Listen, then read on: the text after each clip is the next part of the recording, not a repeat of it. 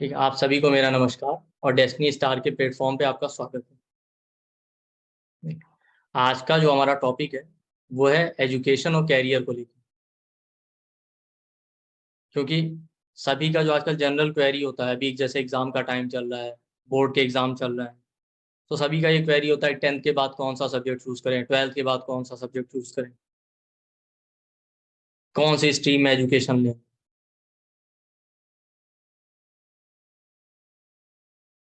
ये सबका एक क्वेरी होता है।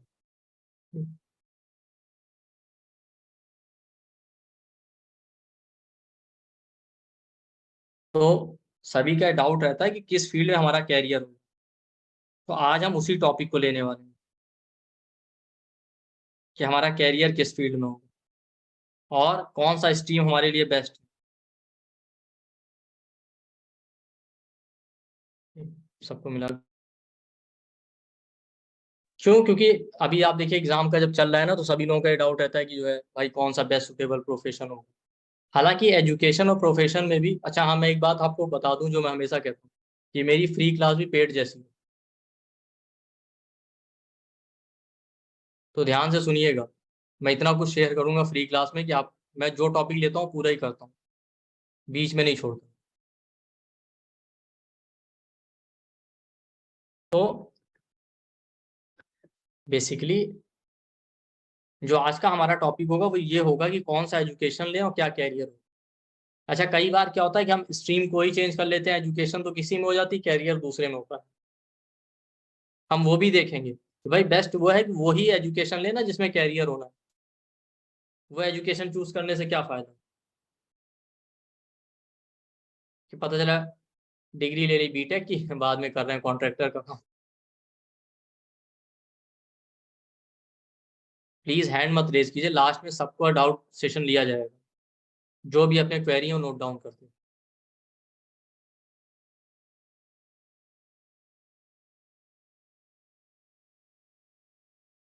तो जिसका जो भी क्वेरी है वन बाय वन सब कवर करेंगे।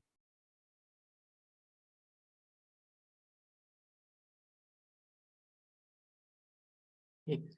तो क्योंकि मैंने पहले ही कहा ना कि मेरी फ्री क्लास भी पेड जैसी है, तो आपको पूरा मजा आएगा। कम से कम जो टॉपिक हम लें वो तो पूरा खत्म करें। और आप पूरी क्लास सुनिएगा, आप देखिएगा बहुत इंटरेस्टिंग चीजें मिलने वाली हैं।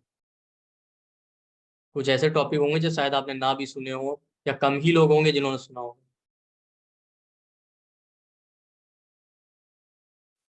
तो बेसिकली क्या है कि हमारे पास सबसे बड़ा सवाल होता है कैरियर क्या चूज करें, कौन सा स्ट्रीम मिले। तो ये आप समझिएगा दोनों चीजों में डिफरेंस है। सब्जेक्ट चूज करना अलग बात है, कैरियर चूज करना अलग बात।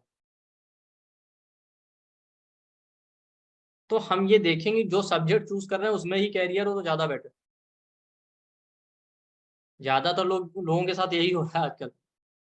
10th के बाद कोई सब्जेक्ट लिया, 12th के बाद कोई सब्जेक्ट लिया, ग्रेजुएशन भी कर लिया और फिर कैरियर में प्रोफेशनली कुछ और कर रहे हैं। जैसे फॉर एग्जांपल अब देखिए, हम लोग एस्ट्रोलॉजी कर रहे हैं, पता होता तो पहले से एस्ट्रोलॉजी पढ़ते हैं। कोई और सब्जेक्ट क्यों पढ़ते? जैसे आप लोग एस्ट्रोलॉजी न्यूमरोलॉजी कर रहे हैं और आपको पता होता आपके चार्ट से हमें इस फील्ड में जाना है, तो आप इसी फील्ड में आते, पहले से आप सीख लेते ना। इतना लेट क्यों करते?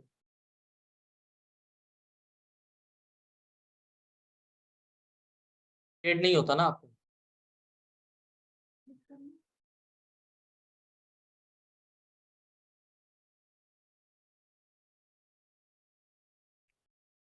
तो बेसिकली अगर आपको पता होता तो आप इसी फील्ड में पहले से चूज करते।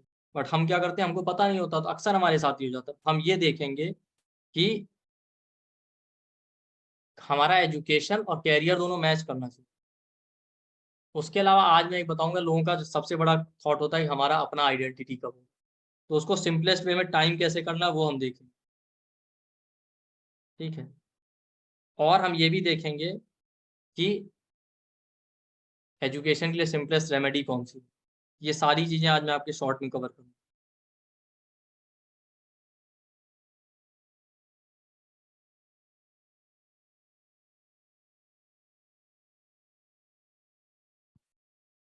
चलिए हम शुरू करते हैं मन भाई में।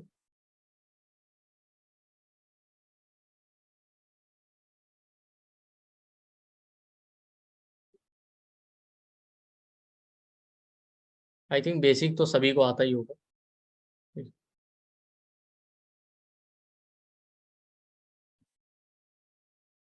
5th हाउस हमारे चार्ट में एजुकेशन का,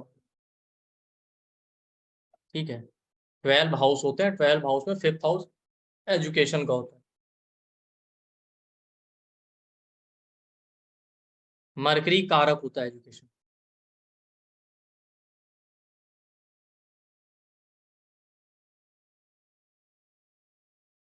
ठीक, तो देखिएगा 5th हाउस एजुकेशन और मरकरी कारक एजुकेशन।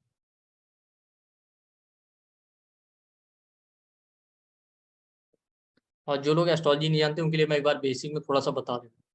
हमारे वैदिक एस्ट्रोलॉजी में 12 हाउस होते हैं, 12 साइन और 9 10, इस तरीके से। ये 12 हाउस होते हैं और 12 साइन होते हैं। हर हाउस में एक साइन आता है। तो जो हाउस में नंबर लिखा होता है वो साइन का होता है, हाउस फिक्स होते हैं।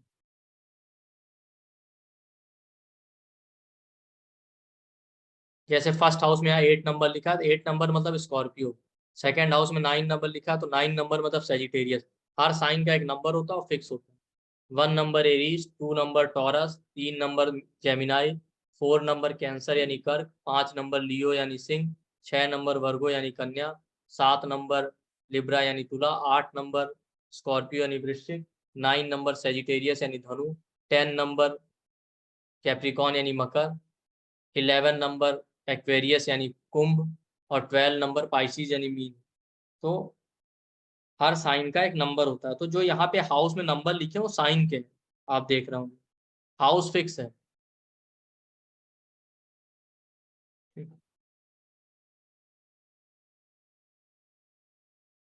तो आप हमेशा देखिए बिना जो नंबर होता है वो कभी नहीं चेंज होने वाला हाउस का। तो हाउस फिक्स रहेंगे, बस साइन उसमें चेंज होगा। अब जैसे यहाँ पे देखिए, फर्स्ट हाउस में 8 नंबर आ गया, सेकंड में 9 नंबर आ गया। वो आपके बर्थ टाइम के अकॉर्डिंग डिपेंड होता है, जो आपका टाइम है। जैसे यहाँ फर्स्ट हाउस है तो उसमें 6 नंबर आ गया वर्गो साइन, सेकंड हाउस में 7 नंबर आ गया लिब्रा, थर्ड हाउस में 8 नंबर आ गया स्कॉर्पियो। इसी तरीके से जो आपका बर्थ टाइम होगा उसके अकॉर्डिंग वो चेंज हो जाएगा।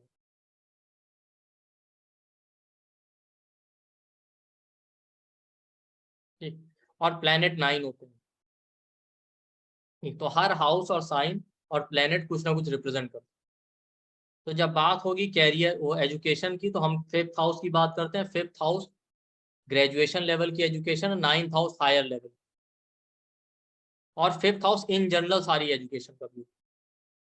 और प्लेनेट में जो मरकरी होता है वो एजुकेशन का कारक होता है। ठीक,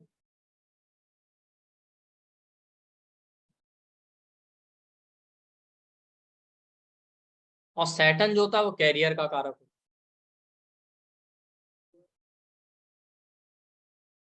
मरकरी एजुकेशन का कारक है, सैटर्न कैरियर का कारक।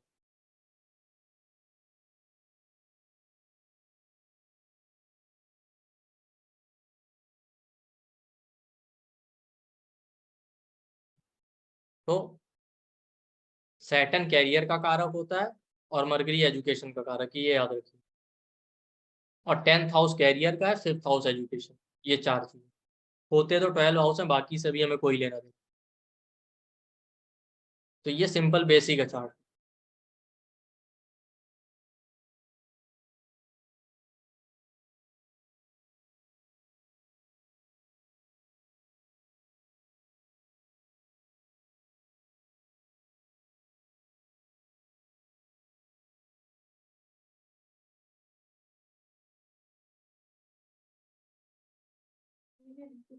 ठीक, तो 12 हाउस हो गया, 12 साइन हो गया, हर हाउस में एक साइन।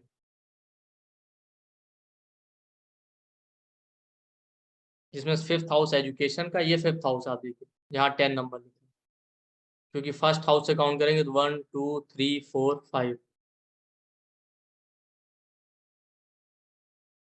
जैसे यहाँ पे 5th हाउस में 12 साइन आया पाइसिस। और जो ये एम ई लिखा है ये मरकरी है, और एस ए लिखा है ये सैटर्न। तो सैटर्न कैरियर को रिप्रेजेंट करता है, मरकरी एजुकेशन को।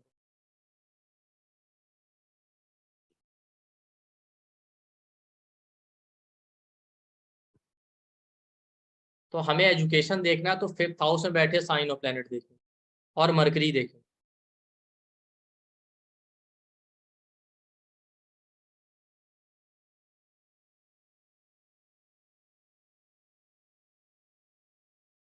तो मरकरी के लिए क्या देखना है आपको एजुकेशन के लिए, कि मरकरी जो है किस हाउस में बैठा है, किस प्लेनेट के साथ बैठा है, वही डिसाइड करेगा आपकी एजुकेशन।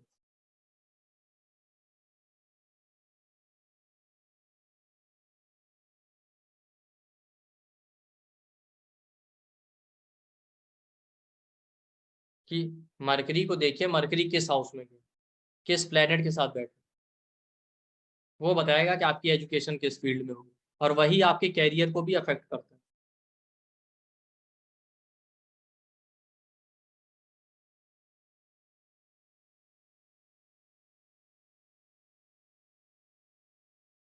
और दूसरा, फिफ्थ हाउस में बैठे साइन ऑफ प्लेनेट को देखिए।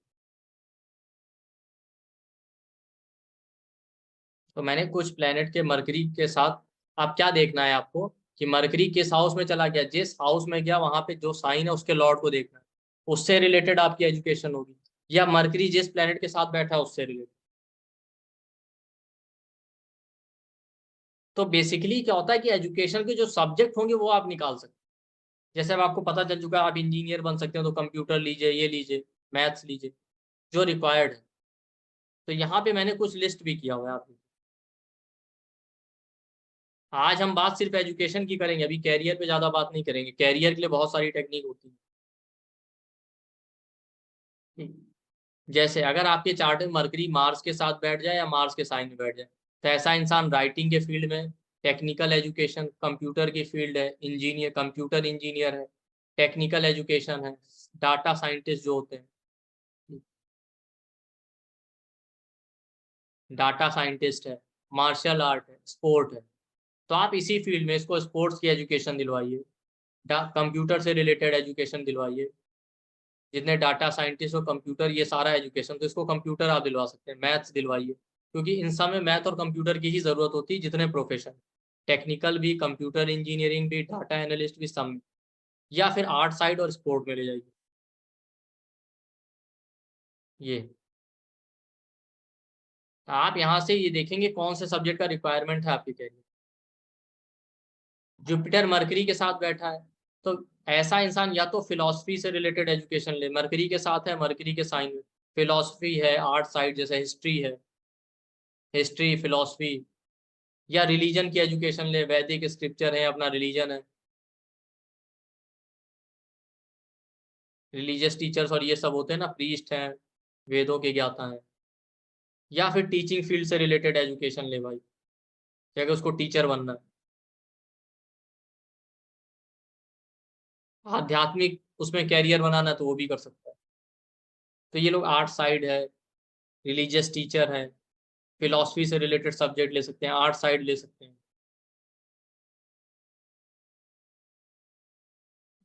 इस तरीके से। सैटर्न अगर मरकरी के साथ बैठे, तो ट्रेडिशनल नॉलेज जैसे आयुर्वेद का नॉलेज है, तो भाई आप आयुर्वेदिक डॉक्टर बन सकते हैं, तो ऐसे इंसान को बायोलॉजी ले सकते हैं, या एस्ट्रोलॉजी, ये सारे सब्जेक्ट भी सीख सकते हैं।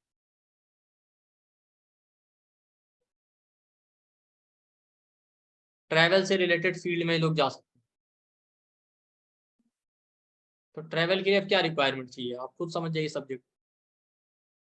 आपका इंग्लिश और कम्युनिकेशन ही अच्छा होना चाहिए, तो आप आर्ट साइड में भी जा सकते हैं, इंग्लिश ले लीजिए, इस तरीके से लैंग्वेज अच्छी होनी चाहिए, मल्टीपल लैंग्वेज आनी चाहिए। कम्युनिकेशन की फील्ड में जा सकते हैं, जैसे ट्रांसलेटर होते हैं, इंग्लिश टीचर होते हैं, इस तरीके से, कॉल सेंटर इस तरह का जो काम करते हैं। पोस्टमैन, तो पोस्टमैन के लिए आपको जो सब्जेक्ट रिक्वायर्ड आप उसकी तैयारी कर सकते हैं, इस तरीके से सब्जेक्ट आप चूज कीजिए। केतु मरकरी के साथ बैठा है तो ये लोग मैथ्स ले सकते हैं, अकाउंट्स ले सकते हैं, या लॉयर बन सकते हैं, तो उसके लिए जो सब्जेक्ट रिक्वायर्ड है वो ले सकते हैं, उस तरीके का ही सब्जेक्ट आप टेंथ के बाद चूज कीजिए। ऐसे लोग भी एस्ट्रोलॉजी भी सीख सकते हैं। राहु मरकरी के साथ बैठा है तो ऐसे लोग एब्स्ट्रैक्ट मैथमेटिक्स में अच्छे होते हैं, तो बेसिकली टेंथ या ट्वेल्थ के बाद चूज करना है तो मैथ्स चूज कीजिए, कंप्यूटर चूज कीजिए। वीनस मरकरी के साथ बैठा है तो आर्ट, ड्राइंग, पेंटिंग, ऐसे लोग अच्छे आर्टिस्ट होते हैं, तो इसी पे फोकस करें। म्यूजिक एज अ सब्जेक्ट ले सकते हैं, बायोलॉजी ले सकते हैं तो डॉक्टर या हेल्थ प्रोफेशन में जा सकते हैं, एंटरटेनमेंट इंडस्ट्री, एक्टिंग वैक्टिंग से रिलेटेड आप कोर्स कीजिए। भाई जरूरी थोड़ी कि 10, भाई अब इसमें से एक्टिंग वाला कोर्स तो 10th 12th में आता नहीं है, लेकिन अगर आपके लिए कैरियर यही सुटेबल है तो आप फिर इसी स्ट्रीम को परस्यू कीजिए। जरूरी नहीं कि आप साइंस करके जबरदस्ती टाइम पास करो, क्योंकि बाद में कैरियर होना नहीं है तो कोई फायदा नहीं। मून मरकरी है तो ऐसे लोग क्या है, कुकिंग, होम साइंस ले सकते हैं, बायोलॉजी ले सकते हैं, क्योंकि मून भी हीलिंग है, हेल्थ। तो इस तरीके से आप डिसाइड कर सकते हैं। और भी वेरियस प्रोफेशन हो, कुछ मैंने यहाँ पे लिस्ट किए, होते तो एंडलेस है। जैसे मून मरकरी वाले शेफ भी बन सकते हैं ना, तो कुकिंग अच्छी होनी चाहिए। मरकरी वीनस वाले फाइनेंस सेक्टर में भी जा सकते हैं, तो अकाउंट्स और ये लेके बाद में एमबीए कर सकते हैं। केतु मरकरी वाले सीए भी अच्छे बनते हैं, इसलिए भी मैथ्स अकाउंट ले लिया, सीए बन गए, फाइनेंशियल ऑडिटर बन गए।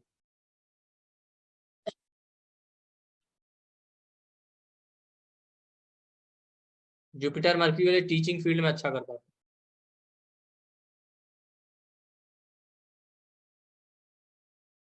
जुपिटर मरकरी वाले साइकोलॉजी भी ले सकते हैं, अच्छे साइकोलॉजिस्ट बन जाते हैं।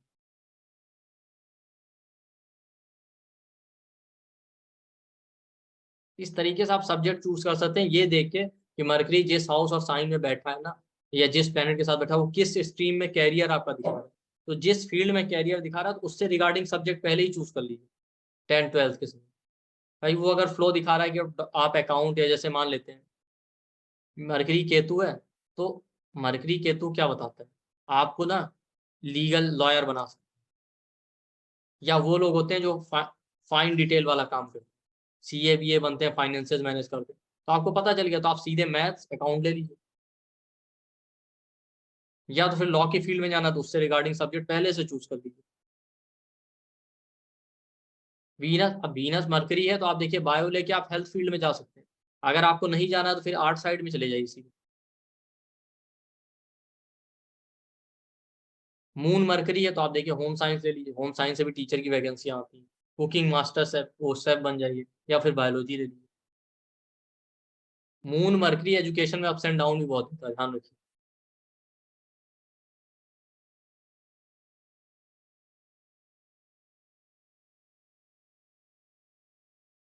मरकरी के साथ सन छूट गया, मरकरी के साथ सन जब होता है ना, तो भी लोग बायोलॉजी में बहुत इंटरेस्टेड, या हेल्थ सेक्टर में। क्योंकि मरकरी आपकी स्किल्स भी है, आपका एजुकेशन भी है, तो जिस स्ट्रीम को इंडिकेट करे ना, उससे रिलेटेड ही सब्जेक्ट चूज कीजिएगा, कि वहां पे आगे मैथ्स पढ़ के उस स्ट्रीम में जा सकते हैं। जैसे हेल्थ फील्ड में जाना है, मून मरकरी है, तो आपको पता है मैथ से तो होगा नहीं, तो आप पहले से बायो लीजिए। फिर हेल्थ की कोई भी फील्ड में जाए, फार्मेसी करें, नर्सिंग करें, कुछ भी करें। हालांकि फार्मेसिस्ट तो नर्स मैथ्स लेके भी बी फार्मा कर सकते हैं, बट बेटर है कि आप बायो लीजिए जब आपको जाना है इस फील्ड में। जुपिटर मरकरी है तो आप फिलोसफी, साइकोलॉजी, इस तरह के सब्जेक्ट चूज कीजिए।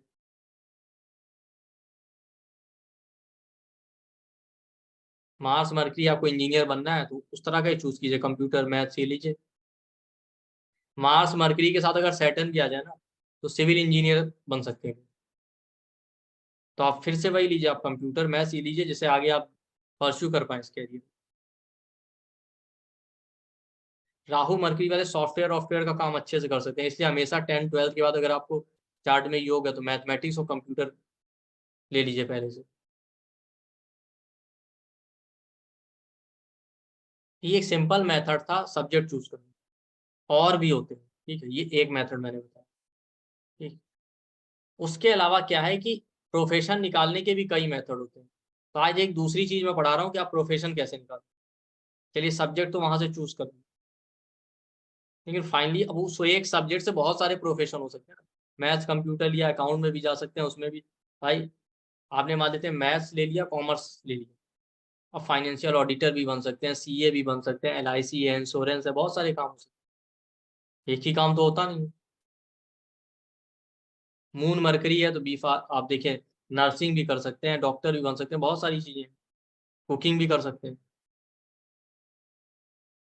तो वहां से तो आपने सब्जेक्ट चूज कर लिया मान लीजिए, फाइनली प्रोफेशन कैसे देखें।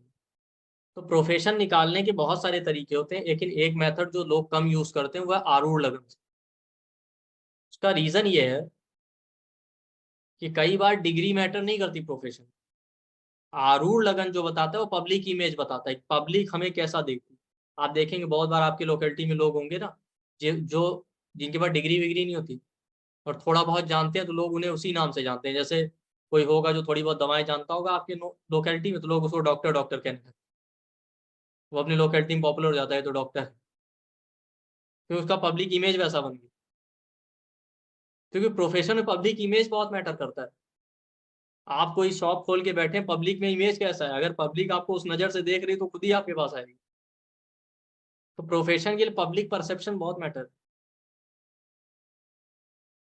कोई है नेता, नेता नहीं है ठीक है, लेकिन उसके हाव भाव नेता जैसे हैं, तो पूरा सोसाइटी उसको समझता है ये तो नेता है, नेताजी। लोग बुलाते नहीं थे और नेताजी, तो दुनिया आपको नेता समझ रही। तो इसका आपके प्रोफेशन में बहुत बड़ा रोल होता है जो हम नहीं देखते। आपने शायद ही कभी देखा होगा इसको यूज करते, लेकिन ये बहुत इंपॉर्टेंट टूल है। वो तो एजुकेशन हो गया, कैरियर डिसाइड करना है उसमें से जो एजुकेशन है। तो आप आरूढ़ लगन देखिए, पब्लिक फिर आपको कैसा देख रही है। जैसे हमें याद है कि यहाँ पे एक आदमी रहता था हमारे लोकल में, उसको थोड़ी बहुत दवाएं पता थी, करता तो गाड़ियों की सर्विसिंग का था, सर्विस सेंटर। बट उसके जितने लोकल के लोग थे सब उसको डॉक्टर समझते थे, और वाकई आते थे उसके पास पूछने दवाएं। दर्द हो रहा है तो ये दवा, वो हो रही है तो वो दवा, उसको लोग डॉक्टर समझते थे। मतलब वो वाकई अगर खुद ही कहता कि अगर मैं क्लिनिक खोल लूँ ना, डिग्री होती तो ठीक ठाक पैसे कमा लेते। काफी इस तरीके से समझिए कि प्रोफेशन में पब्लिक, बहुत से लोग हैं वकील नहीं है लेकिन फिर भी इतना जानकारी है, लॉ का भी लोग उनसे एडवाइस लेने आते हैं। ऐसे मेरा एक फ्रेंड है, वकील वकील नहीं है, करता तो बेकरी की शॉप, लेकिन आप उससे कुछ भी पूछ लीजिए, वकील से ज्यादा नॉलेज उसको। क्यों, पब्लिक परसेप्शन उसका वैसे ही बन गया, लोग समझते हैं इसको तो सारी जानकारी। कोई एडवाइस लेना होगा कोर्ट केस और कुछ लेके, तो उससे जरूर लोग पूछेंगे, वकील तो बाद में हायर करेंगे लॉयर।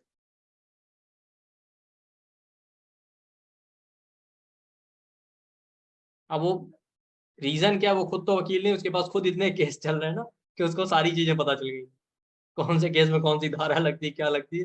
लोग उससे खुद ही आते रहते हैं पूछे।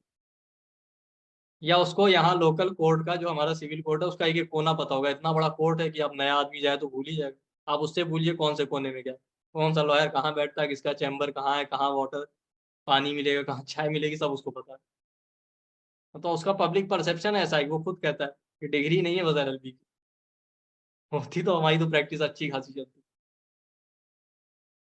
तो आपका पब्लिक परसेप्शन बन जाता है, उस तरीके से आपका प्रोफेशन है। तो उसके लिए एक टूल होता है आरूढ़ लगन निकालना। कुछ लोगों को आता होगा, कुछ लोगों को नहीं आता।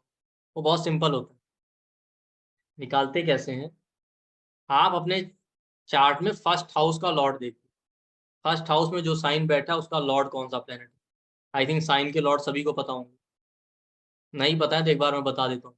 एरीज का लॉर्ड मार्स होता है, टॉरस का लॉर्ड वीनस होता है, जेमिनाई का लॉर्ड मरकरी होता है, कैंसर का लॉर्ड मून होता है, लियो का लॉर्ड सन होता है, और लिब्रा का लॉर्ड वीनस, स्कॉर्पियो का लॉर्ड मार्स और केतु, और सेजिटेरियस का लॉर्ड जुपिटर, कैप्रिकॉन का लॉर्ड सैटर्न, एक्वेरियस का लॉर्ड भी सैटर्न होता है, पाइसिस का लॉर्ड भी जुपिटर होता है।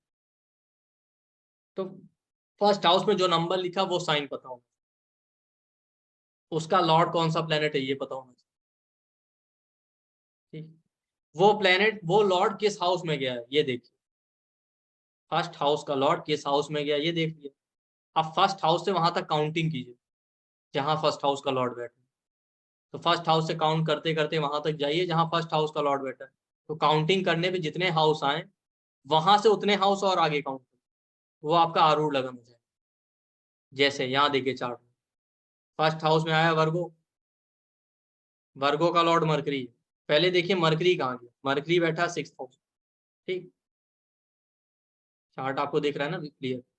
फर्स्ट हाउस का लॉर्ड मरकरी, मरकरी बैठा सिक्स हाउस में। ठीक, अब यहां से काउंट कीजिए फर्स्ट हाउस से मरकरी तक, 1 2 3 4 5 6। फर्स्ट हाउस का लॉर्ड मरकरी सिक्स में बैठा तो सिक्स हो गया।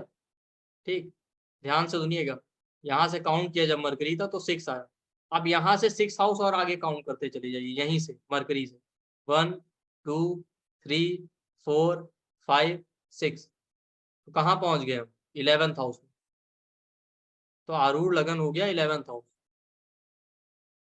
फिर से सुनिएगा, फर्स्ट हाउस में साइन बैठा है, उसका लॉर्ड देखिए कहाँ। जैसे यहाँ पे वर्गो है, वर्गो का लॉर्ड मरकरी कहाँ है? 6th हाउस में। तो यहाँ से काउंट कीजिए, 1 2 3 4 5 6। फर्स्ट हाउस से वहां तक काउंट करना है जहां फर्स्ट हाउस का लॉर्ड बैठा है। जैसे यहाँ मरकरी फर्स्ट हाउस का लॉर्ड 6th हाउस में बैठा है, तो 6 आया। फिर वहीं से उतने ही हाउस और आगे काउंट करना है, यहाँ से 6 हाउस और आगे काउंट, 1 2 3 4 5 6।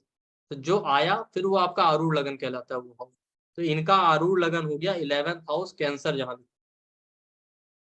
हालांकि जगन्नाथ हो रहा है या बहुत सारे जो सॉफ्टवेयर है वहां पे आपके चार्ट में लिखा रहता है पहले से, AL लिखा होगा वहां पे, तो कैलकुलेट नहीं करना पड़ेगा, ऐसे ही मिल जाएगा आपको। पर एस्ट्रो सेज है फोन के जो सॉफ्टवेयर वहां नहीं लिखा रहता, तो आप कैलकुलेट कर लीजिए, बड़ा आसान है। ठीक है, ये हो गया। दूसरे चार्ट पे दिखाता हूँ। जैसे यहाँ पे 8 नंबर लिखे, हम देखेंगे इसका लॉर्ड कहाँ गया। इसका लॉर्ड 8th हाउस में आया, काउंट करेंगे तो 80 ही आएगा, बट काउंट करने की जरूरत है नहीं, बट फिर भी 1 2 3 4 5 6 7 8। स्कॉर्पियो का लॉर्ड मार्स होता है, वो 8th हाउस में गया, तो यहाँ से फर्स्ट हाउस से मार्स तक काउंट किया तो 8 आया। अब यहाँ से 8 हाउस और आगे काउंट कर लीजिए, 1 2 3 4 5 6 7 8। तो यहाँ पे आरूढ़ लगन कहाँ हो गया? 3rd हाउस, जहाँ कैप्रिकॉर्न लिखा। सिंपल। फर्स्ट हाउस का लॉर्ड देखिए किस हाउस में गया, वहां तक काउंटिंग कीजिए। फर्स्ट हाउस जितने हाउस आए काउंट करने पे, वहां से उतने हाउस और आगे काउंट कर लीजिए। ये आरूढ़ लगन। इसमें दो एक्सेप्शन है, सॉरी एक एक्सेप्शन, कि आरूढ़ लगन कभी भी फर्स्ट हाउस में नहीं हो सकता, 7th हाउस में नहीं हो सकता, क्योंकि फर्स्ट हाउस तो ऑलरेडी फर्स्ट हाउस का ही लॉर्ड ले रहे थे, तो आरूढ़ लगन वो कभी नहीं हो सकता, ना 7th हाउस हो सकता। ऐसे केस में क्या करना है, अगर कभी आरूढ़ लगन फर्स्ट में ही आ जाए या 7th में आ जाए कैलकुलेट करने पे, तो सिंपली वहां से 10 घर और आगे काउंट कर लीजिए, वो आपका आरूढ़ लगन। ध्यान से सुनिएगा, आरूढ़ लगन कभी भी फर्स्ट या 7th हाउस में नहीं आ सकता। अगर आ रहा है तो वहां से 10 हाउस आगे काउंट कर लीजिए। जैसे मैं यहाँ बताता हूँ, या रुकिए मैं देखता हूँ एक चार्ट हो तो मैं दिखा देता हूँ। एक सेकंड, मैं 1 सेकंड के लिए रिकॉर्डिंग पॉज कर रहा हूँ।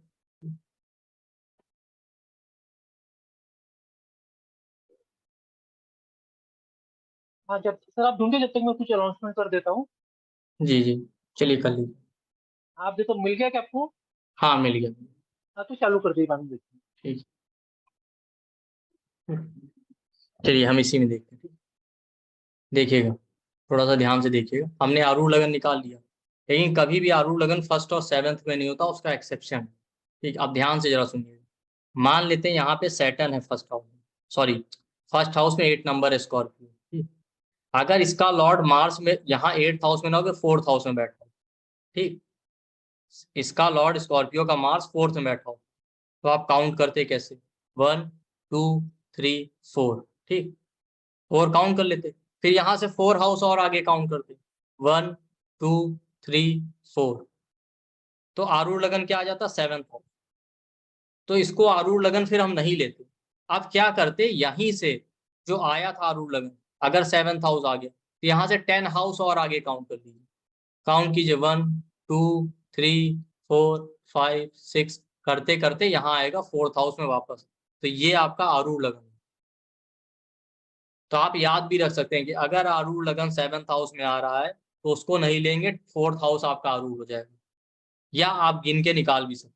फिर से बता दे रहा हूँ, जैसे मान लेते हैं ये स्कॉर्पियो है, इसका लॉर्ड मार्स 4th हाउस में बैठा, तो आप आरूढ़ लगन कैसे निकालते? सेम वही रूल होता, 1 2 3 4, 4 आया, फिर यहाँ से 4 हाउस और आगे काउंट कर, 1 2 3 4, तो आ जाता 7th हाउस आपका आरूढ़ लगन, जो नॉर्मल रूल था। पर चूंकि वो 7th हाउस में आ रहा था, इसलिए उसको नहीं मान के वहां से वहीं से 10 आगे काउंट करना है। ठीक है, तो वहां से 10 काउंट करते जाइए, 1 2 3 4 5 6 7 8 9, 10, तो वापस 4th हाउस आपका आरूढ़ है।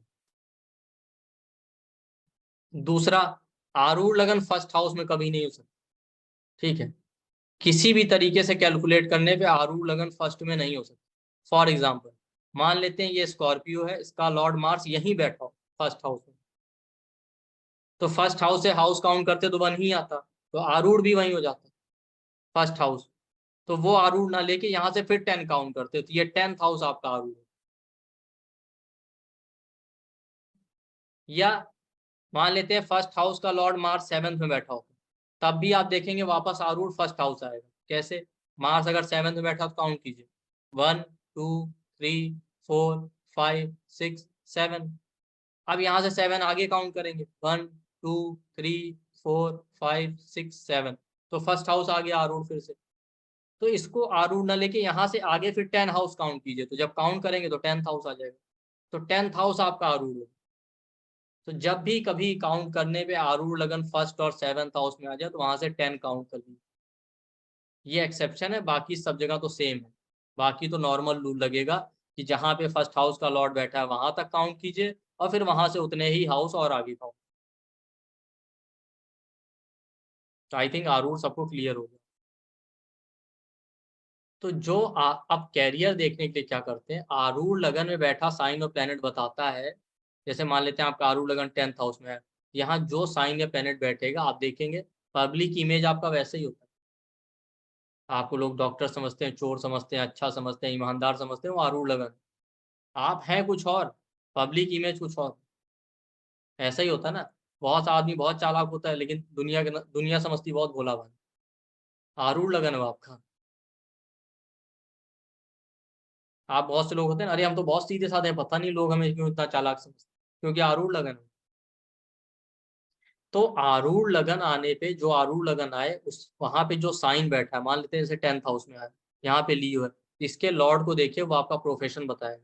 या यहाँ पे कोई प्लेनेट बैठा है तो वो आपका प्रोफेशन बताएगा, लॉर्ड और प्लेनेट दोनों। तो जैसे मार्स है,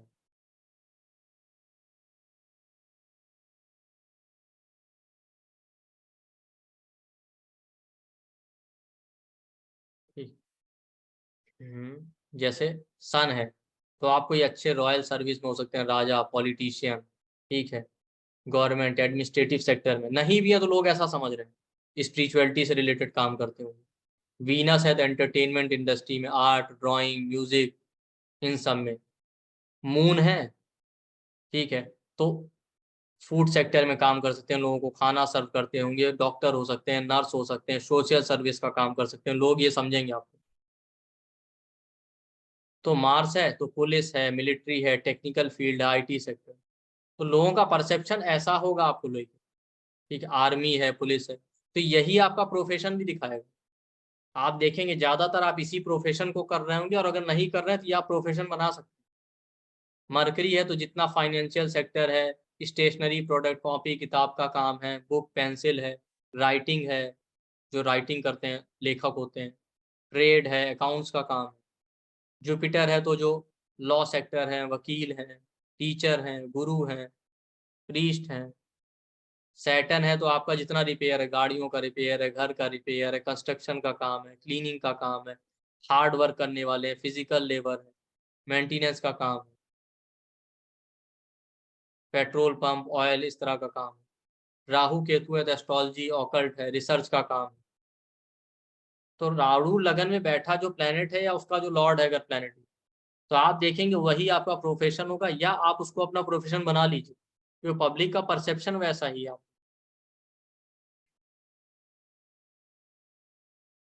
ये हो गया कैरियर। दूसरा, इसी यही आरूढ़ लगन बताता है कि कब आप, पब्लिक की नजरों में आपकी आइडेंटिटी कब बनेगी, पब्लिक फेम आपको कब मिलेगी। फेम का मतलब जरूरी नहीं कि आप मोदी की तरह प्रधानमंत्री हो, बट एक होता है ना कि हमारी पहचान होनी चाहिए। तो अपने लोगों के बीच में, आपकी सोसाइटी में आपको आइडेंटिटी कब मिलेगी, आपकी पहचान कब बनेगी, वो हम आरूढ़ लगन से देखें। उसमें भी सिंपल क्या करना है, आरूढ़ लगन का, आरूढ़ लगन में अगर कोई प्लेनेट है तो प्लेनेट लीजिए, नहीं है तो जो साइन आया है उसके लॉर्ड को लीजिए, कौन सा प्लेनेट, उसकी एज देखनी। एज मैंने यहाँ पे लिखा है।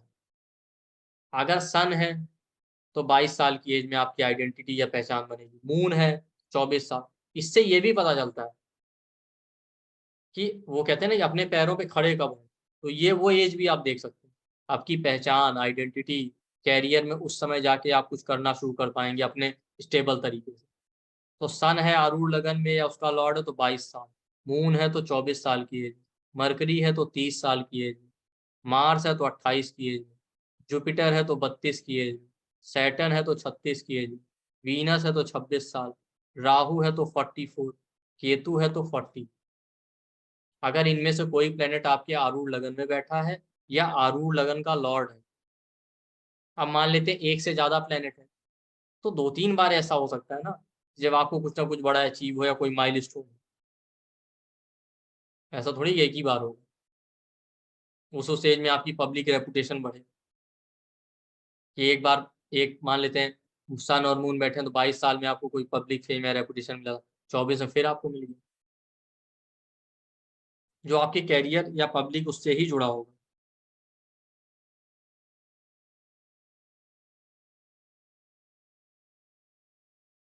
तो 3 इंपॉर्टेंट टॉपिक मैंने आज आपको पढ़ा दिए शॉर्ट में।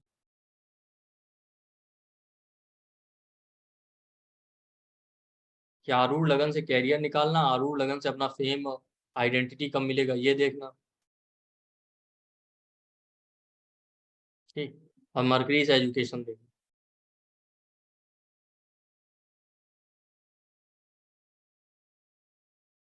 एजुकेशन के लिए रेमेडी जब भी करना हो ना, अगर आपको एजुकेशन में बार बार ब्रेक आ रहा है, ठीक है, तो ज्यादातर आप देखेंगे या तो आपके चार्ट में मून मरकरी बैठा होगा या मरकरी कंबस्ट अस्त या मरकरी केतु के साथ बैठा।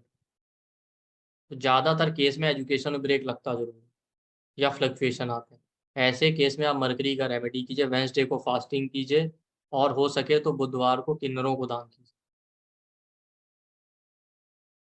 और तुलसी की माला पे ओम नमो नारायणाय का चैंटिंग भी कर सकते हैं।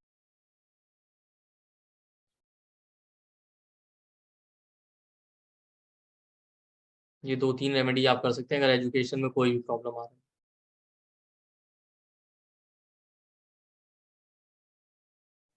ये जो आरूढ़ लगन वाला टेक्निक है आप यूज कीजिएगा, ये बहुत इफेक्टिव है। बहुत कम लोग इसको यूज करते हैं क्योंकि ज्यादातर लोग जानते ही नहीं। जो लोग डेप्थ में पढ़ते हैं, जो अच्छे एस्ट्रोलॉजर हैं, जो वाकई अच्छे लोग, वही इसको जानते हैं। तो जितने नॉर्मल कोर्स वोर्स चल रहे हैं मैं आपको बता दूं ना, यूट्यूब इधर उधर, वहाँ ये चीजें लोग यूज ही नहीं करते क्योंकि उनको खुद नहीं पता है। क्योंकि ये टेक्निक है ही नहीं अवेलेबल, ना किसी यूट्यूब ना सोशल मीडिया प्लेटफॉर्म।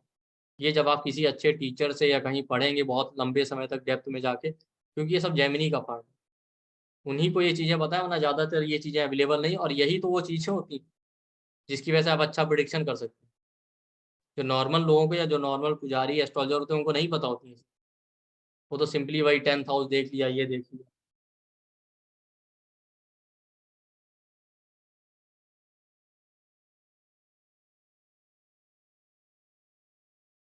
आप आरूढ़ लगन निकालना सीख गए, उसको जरूर यूज कीजिए।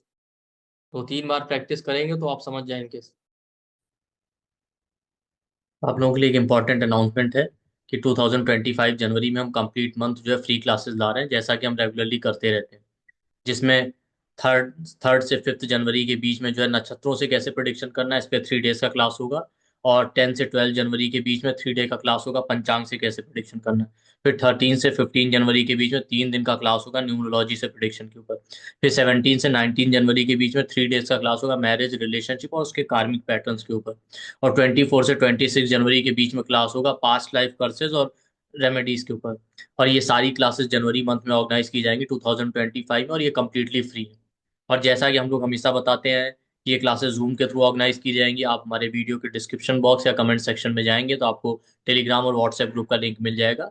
आप उन ग्रुप्स को ज्वाइन कर लीजिए, वहीं पे आपको क्लास का लिंक मिलेगा। और ये क्लासेस कम्प्लीटली फ्री है। और हमारी क्लासेस, फ्री क्लासेस भी पेड की तरह ही होती है। ठीक है, उनमें भी हम अच्छे से अच्छा कंटेंट देते हैं, उसका एक रीज़न है कि देखिए बहुत सारे, ठीक है, प्रमोशन जैसा मैं बार बार कहता आ रहा हूँ पिछले वीडियोस में भी, सभी लोग प्रमोशन करते हैं, मार्केटिंग करते हैं। भाई सबको पैसा कमाना है अपने सर्वाइवल के लिए, चैनल रन करना है, सब कुछ है। बट उसके साथ साथ हम इसलिए भी रेगुलरली फ्री क्लास ऑर्गेनाइज कराते हैं। आप देखिए हर मंथ में, हर और कंप्लीट ईयर्स में कई सारी फ्री क्लासेस आती हैं। और सब में कंटेंट इसलिए हम अच्छे से अच्छा देते हैं, बहुत सारे स्टूडेंट हैं जो पेड क्लासेस नहीं ज्वाइन कर पाते, तो कम से कम वो भी बेनिफिट उठा के बहुत सारी चीज़ें सीख सकते हैं। तो इसलिए आप लोग भी फ्री क्लासेस का बेनिफिट उठाइए और हमारे ग्रुप्स को ज्वाइन कीजिए और सारी फ्री क्लासेस का बेनिफिट उठाइए। और वीडियो को लाइक कीजिए और चैनल को सब्सक्राइब कीजिए और ज़्यादा से ज़्यादा लोगों तक चैनल को शेयर कीजिए, क्योंकि अगर आप चैनल को ग्रो करने में हेल्प करेंगे तभी हम इस तरीके की फ्री क्लासेस प्रोवाइड करा पाएंगे। ठीक है, आप देखिए किसी और फोरम पे आपको इतने फ्री कोर्सेज या क्लासेस नहीं मिलेंगे जितने हमारे यहाँ मिलेंगे। तो जितना ज़्यादा हमारा चैनल ग्रो होगा उतना ही ज़्यादा हम भी मोटिवेटेड फील करेंगे। तो आई होप आप हमें इसी तरीके से सपोर्ट करते रहेंगे। Thank you. नमस्ते।